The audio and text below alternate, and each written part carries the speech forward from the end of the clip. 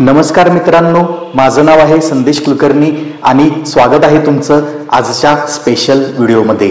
नोकरी लागल्यावर पहिली सॅलरी आल्यानंतर घरचे काय म्हणतात, आता एक घर घे। भाड्याचं घर काय शेवटी भाड्याचंच असतं, उगाच पैसे वाया जातात भाड्यामुळे। आणि खरं सांगायचं तर ही गोष्ट आपल्या मनालाही पटते। आपलं एक छोटंसं घर असावं जिथे आपल्याला बसून चहाचा घोट घ्यावासा वाटेल आणि सुट्टीच्या दिवशी आरामदायक झोपही मिळेल। हे प्रत्येक मिडल क्लास माणसाचं स्वप्न असतं, पण हे स्वप्न खरंच योग्य वेळेस पूर्ण करावं लागतं। चला एक छोटीशी स्टोरी सांगतो आता, जी हा पूर्ण विषय स्पष्ट करेल।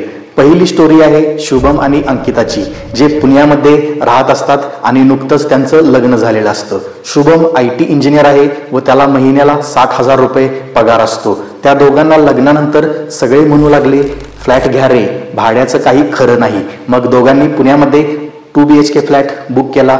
त्याची किंमत 50 लाख रुपये असते। त्यातले 10 लाख रुपयाचे ते डाऊन पेमेंट करतात आणि 40 लाखाचं होम लोन घेतात आणि त्यावरती प्रति महिना EMI बसतो 35,000 रुपयाचा। शुभम आणि अंकिताला सुरुवातीला वाटलं नवीन घर आहे आपलं, आता नवीन सुरुवात झाली आपली, सगळं छान चाललं होतं त्यांचं। पण नंतर त्यांना कळालं घर घेणं हा केवळ एक फायनान्शियल डिसिजन नाही, तर ती एक दीर्घकालीन कमिटमेंट असते। आता EMI सुरू झाला आणि फ्लॅटचा मेंटेनन्स पकडा अंदाजे 3,000 रुपये, अधूनमधून रिपेअर्स हा खर्च तर येतोच। त्यामुळे आता सेव्हिंग्ज संपल्या, इन्व्हेस्टमेंट आणि सेव्हिंग्ज झिरो उरली आणि इमर्जन्सीमध्ये काही फायनान्शियल बॅकअप देखील शिल्लक राहिला नाही। आता अशीच एक दुसरी स्टोरी बघूया, जी आहे नेहाची। नेहा हिने घर न घेता नोकरीच्या दुसऱ्या वर्षापासूनच SIP मध्ये इन्व्हेस्टमेंट करायला सुरुवात केली होती। सुरुवात 5,000 रुपयापासून केली, नंतर 15,000 रुपये आणि मग 25,000 रुपयांपर्यंत SIP मध्ये तिने गुंतवणूक केली। नेहाने flexi cap, ELSS, balanced advantages फंड्समध्ये इन्व्हेस्टमेंट केली। ती 10 वर्षे भाड्याच्या घरात राहत होती आणि त्याचं भाडं फक्त 12,000 रुपये असतं आणि बाकी 20,000 रुपये ती दर महिन्याला SIP मध्ये इन्व्हेस्ट करत होती। 2025 मध्ये तिचा फंड 1.2 कोटी रुपयांवर पोहोचला। तिने एक 60 लाखांचं रिसेल फ्लॅट घेतला, त्यातले 50 लाख रुपये तिने रोखीने देऊन विकत घेतले आणि त्यातल्या 10 लाख रुपयाचे तिने लोन घेतले आणि त्या लोनचा EMI झाला फक्त 7,000 रुपये प्रति महिना आणि अजूनही तिच्याजवळ 60 लाखाचं म्युच्युअल फंड करण्या इतपतची रक्कम नेहाजवळ शिल्लक राहिली। आता आपण EMI वर्सेस SIPचं कंपॅरिझन बघणार आहोत।